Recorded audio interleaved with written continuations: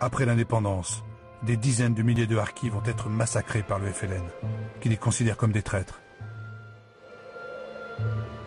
C'est l'une des profondes et douloureuses cicatrices de cette guerre qui s'achève. Côté algérien, le bilan humain est lourd. 400 000 personnes ont été tuées en 8 années de guerre et 1,5 million de paysans ont été déplacés. Côté français, c'est toute une génération qui restera marquée. 30 000 appelés du contingent ont été tués. Des milliers d'autres reviendront avec de graves séquelles. L'impossibilité même de pouvoir en parler. Des centaines de militaires de carrière démissionneront de l'armée. Pour la France, la perte de l'Algérie met un terme définitif à sa période coloniale. Une république nouvelle a vu le jour. Et la France, désormais, se construira à travers son ambition européenne.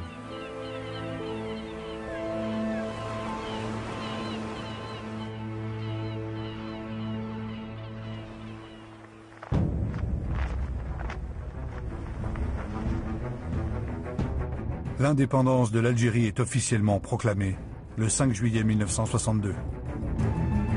Alors qu'à Oran, la guerre connaît ses dernières convulsions avec l'enlèvement et le massacre de centaines de Français. Partout ailleurs, c'est une liesse immense.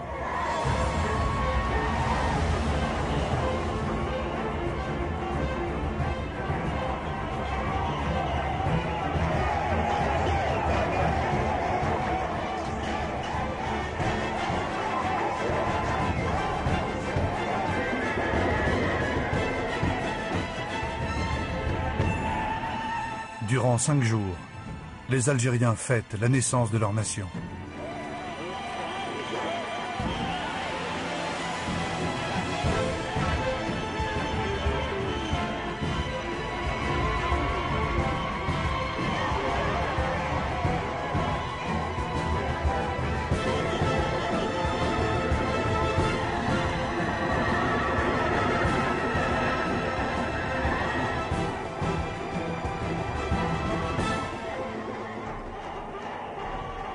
Et c'est à l'issue d'une lutte sévère au sein des différents courants du FLN qu'Ahmed Ben Bella devient le premier président de la République algérienne.